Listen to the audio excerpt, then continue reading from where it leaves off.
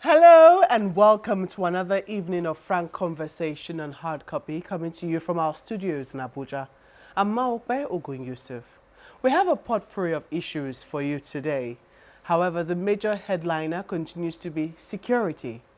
On Thursday, the Inspector General of Police, Mohammed Adamu, accused state governors of not doing enough to support policing efforts in their states. This is as banditry and kidnappings go rife in many parts of the country. On the same Thursday, the Nigerian Governors Forum reaffirmed their support for the Oxford AstraZeneca vaccines, whose use has been halted in some European countries, saying it is safe for the use of Nigerians. The affirmation comes amidst vaccine hesitancy and concerns over the public safety of the AstraZeneca brand worldwide. They, however, weren't so forthcoming on the matter of petrol prices. Will they support frontally the issue of deregulation, or will we go back to the regime of subsidies? All of these questions coming at a time of an uncertain future for many Nigerians. What reason is there to hope? Well, my guest tonight wears many hats. Dr. Kayode Fayemi is the governor of Ekiti State and also the chairman of the Nigerian Governors Forum. Your Excellency, welcome to Hard Copy. Thank you, Malcolm. Well, let's start with this. The MBS released unemployment figures recently. They are 33%. Inflation is at an all-time high of 17%. Food inflation is even much higher. How did you receive this news? With great concern, but I must also say not unexpected.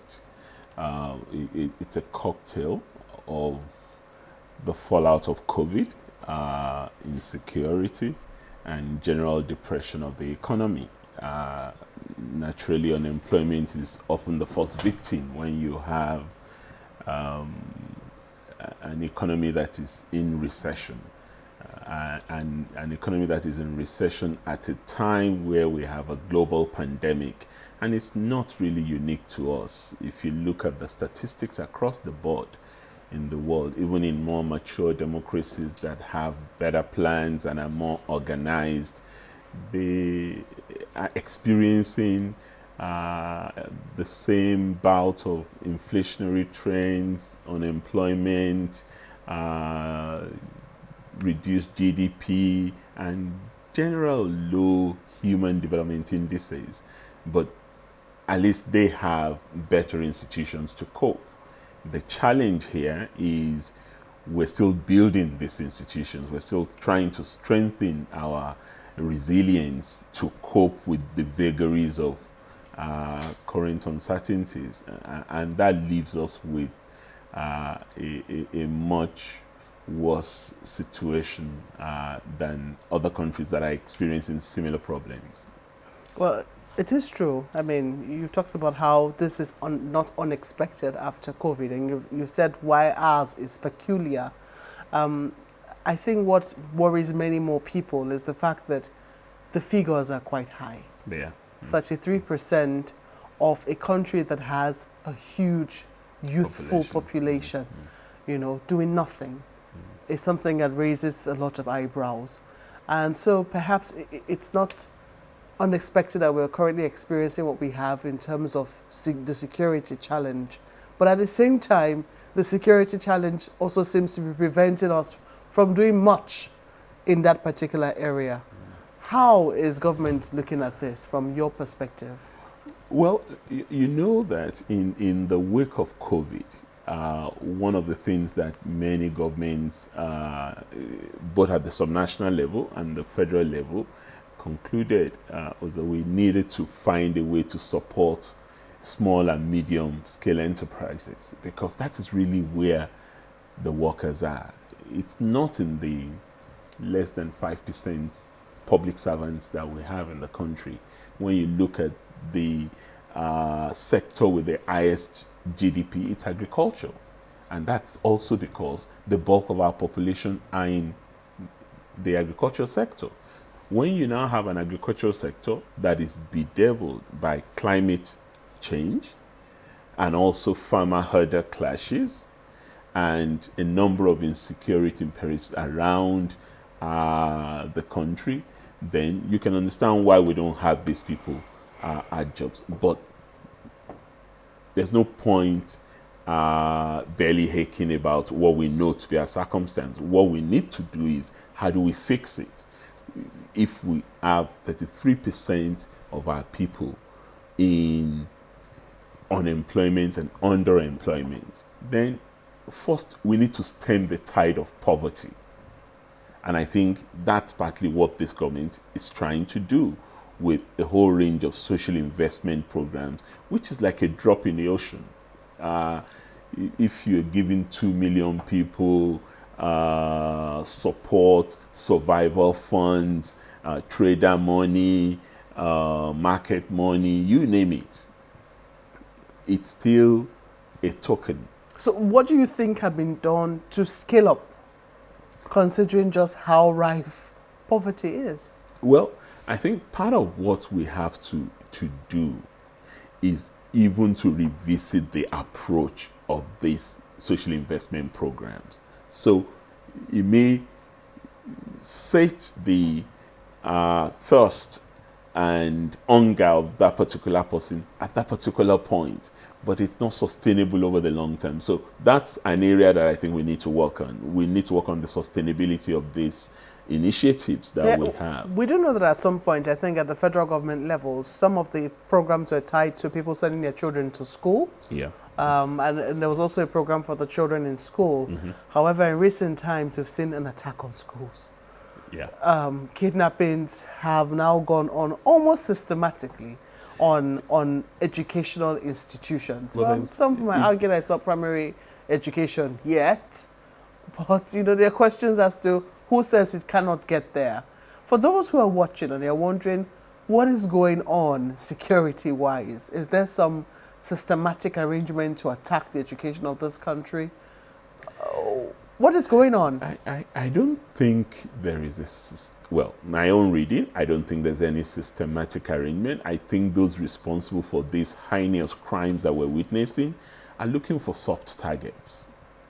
And schools where you have harmless children would appear to be a soft target, which is why we need to figure out to ensure that these schools are safe and secure for the children that are attending them. Many of our schools are without perimeter fence. Many of them don't even have security guards.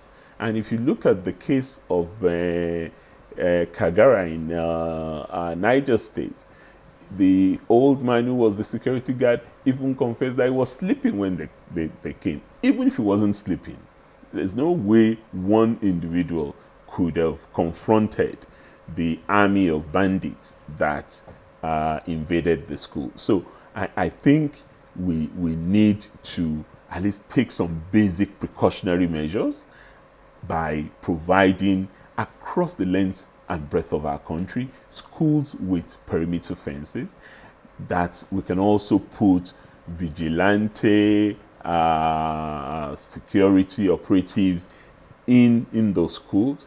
But more than anything else, we need to invest in technology, because these people are not ghosts. Those who are responsible for this, they're not ghosts. We know where they are. People can track them, but somehow we've appeared a little bit handicapped in responding effectively to the menace of criminals and bandits in the country.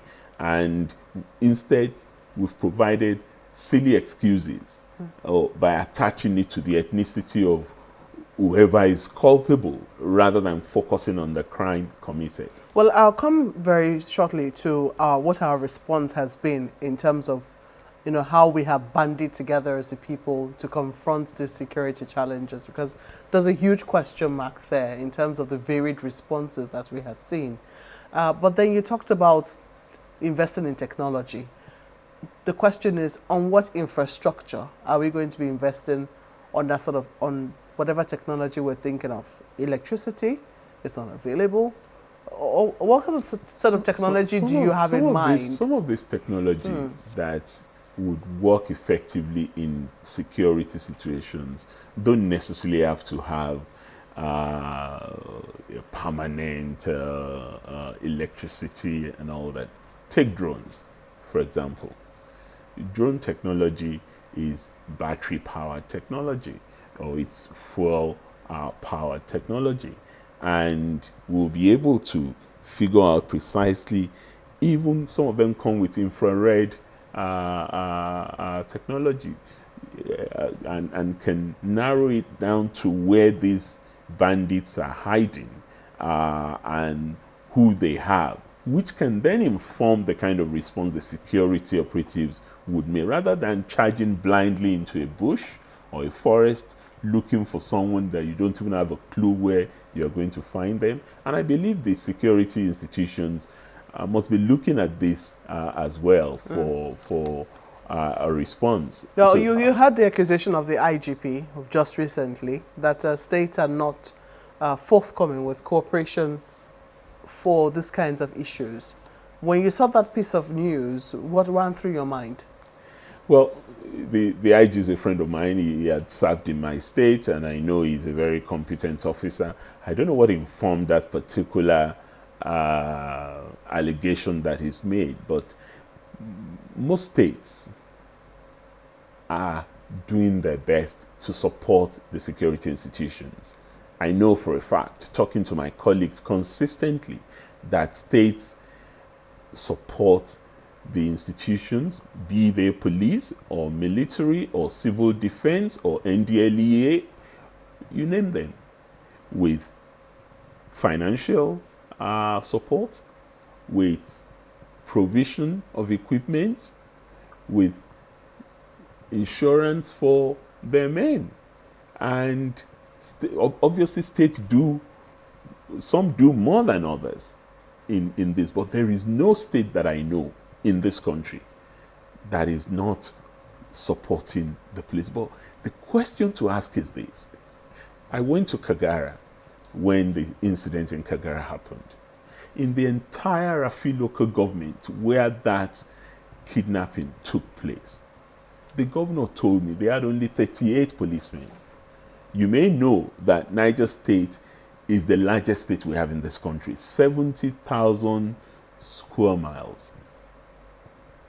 Indeed, but the same governor was the one who said... And 38 policemen. Yes. Well, in the entire state, less than 4,000 policemen in a 70,000 square kilometer area. And that is replicated everywhere. In Ekiti State, I've been pleading with the Inspector General of Police to give us more men. But of course, that's dependent on what he has. If he has less than 500,000 men, that's even been generous. And he has this space called Nigeria to look after.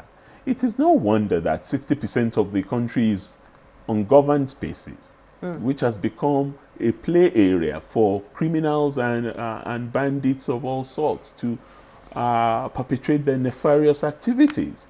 So we need to come to brass tacks with what the reality of our situation is, and not just bury our heads in the cloud. And on the basis of that hard analysis, decide what we want to do. Do we want our men and women who serve in the youth corps, for example, to participate in a reserve force, as it is done in many other countries, in order to fill that gap? Whether it's 2 years after you graduate, government pays for you in order to take on responsibility for security. If you are from Israel, it's a no-brainer. You know automatically when you leave school, you are going into the Israeli Defense Forces. Is that a suggestion you're bringing on board? Well, that's something that I think we may need to look at, because time and again we hear of attempts to recruit into the police force. We hear of efforts to recruit into the military. But it's like Band-Aid on bullet wounds. We don't have enough people and we don't have enough equipment. We've seen efforts, and some people have argued, oh, they're regional. Some have argued, no, it's a state effort. We saw governors of the Southwest come up with an outfit, Amotekun, and we thought, okay, that would help fill in the gap. And answer the question of ungoverned spaces, and perhaps, you know, shed an example of how perhaps we could find some midway while we're trying to amend the constitution between what we have now and what we think we should have, while at the same time providing security for the people. Why does it seem that that isn't working as it ought to? That's part of the honest conversations we have to have. Just as I said, we may have to have a reserve force.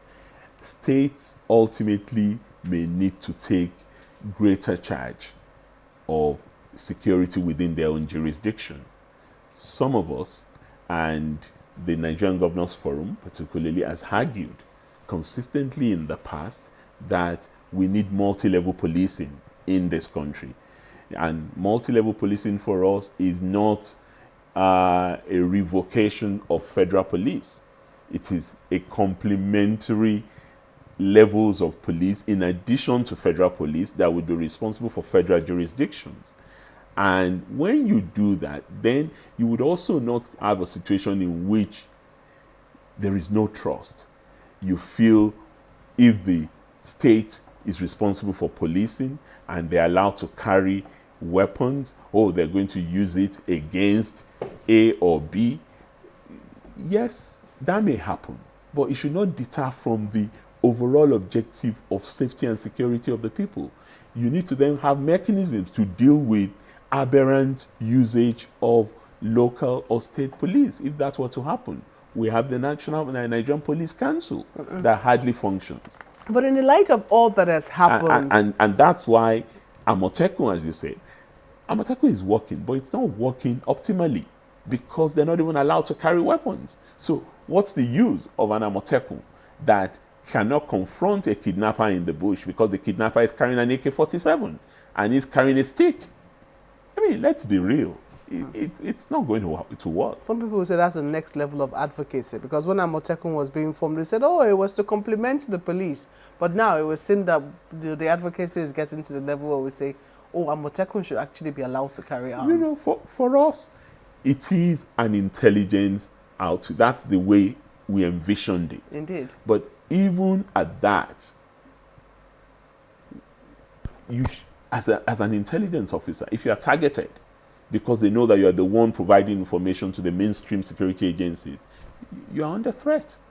Well, it would seem that that is the smallest of people's worries now. It is. Because of the response that we've seen in recent times by different social, cultural groups to the security challenge confronting the entire country.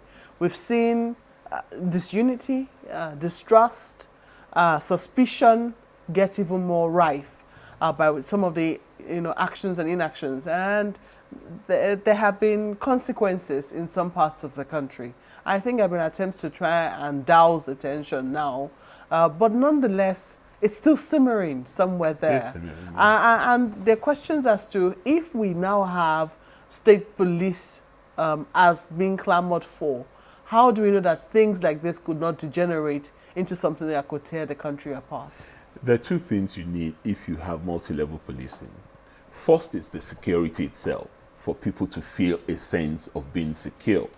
The second is accountability of the institution. And that's the one you're expressing your fear about. The institution has to be accountable. There has to be a mechanism responsible for managing excesses that comes from such an institution. Even now that we have mainstream official police, what produced NSAS is what people saw as police brutality that had not been attended to by the authorities in charge. So that simply means it could happen with any level of policing, whether it's federal or it's state. What needs to happen is greater training and capacity building for anyone saddled with the responsibility of security around human rights of the citizens and accountability of those responsible for managing security, and not just in Nigeria. We've seen it in other places too. We've seen it in America and several other countries. However, the solution to it is not based on guarded non-state actors running around claiming to be saviors and protectors of their people. Because if we go down that route, it's a slippery slope to Sierra Leone or Liberia or any of the other countries where the spaces have been vacated for non-state actors to occupy and begin to run riots. Vacated by who? Well, by failure of governance.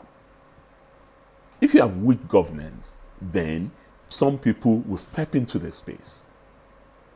So you do admit that there is weak governance in Nigeria? Oh, we have weak. There's no doubt that there's no doubt that we are not in the best of shape we should be. We can do better than where we are currently. What's responsible for that? That's what citizens What's are saying. responsible for that? Several years of neglect. Well, the Buhari administration may be the one at the receiving end of that criticism, but this is something that has culminated over the years. Partly the residue of military rule, partly our own inability to organize our society better and hold these institutions more accountable. But largely, because partly you've mentioned who should take part blame, but largely there must be somebody or something. Largely we are the elected authorities. Indeed. So we have to take responsibility for it. There's no question about that. I'm not going to shy away from the expectations people have when we came in. I was a leading player in the campaign that brought my principal to office. And we promised Nigerians quite a number of things, particularly centering on security, on anti-corruption, and on economic growth. And have we been able to attain all of what we promised? Obviously not. It's no use telling Nigerians that the previous government, many people couldn't even go to Eagle Square. Ceremonies were held in the villa during that government. Madala was being attacked. The streets of Abuja were not... Indeed. But I don't want to go into that because we're dealing with the present. Indeed. And another thing that people are worried because recently... Which is why we've seen your brother governor in Nasarawa here, go to the villa a few times, at least more than once, to talk about how Boko Haram elements are now close by Nasarawa. Maokwe, I have been on record of saying that it is remnants, products of Boko Haram insurgency, members of ISWAP, Islamic of West African province, that are proliferating in other parts of Nigeria, masquerading as bandits, masquerading as kidnappers, and funneling resources they made from that back into the insurgency. So there's no debate that they've gone beyond being in places like even Nasarawa or Kaduna or even down south. If you dig deep, you will discover that they may even have cells in places like southwest, southeast, you name it. But we don't have that information readily at hand. But I would imagine that the security institutions are working on such things. And the irony of security really is that when they succeed in nipping these things in the bud before they break out, nobody acknowledges that. They wouldn't even tell us that they've just foiled an attempt to bomb National Theatre or to attack Eagle Square or to do this. The security agencies will keep that to themselves because that's their job. So you wouldn't even know the extent to which they've gone in saving Nigerians from additional crises. Well, security is like the pudding. I mean, the taste is in the eating, isn't it? Well, the taste is in the eating, but there's a lot that is being eaten that you would not even see. Well, that's the program tonight. Questions, mails, and comments are welcome to the handle showing on your screen. Thank you for watching. I'm Maokwe Ogun Yusuf. Good night.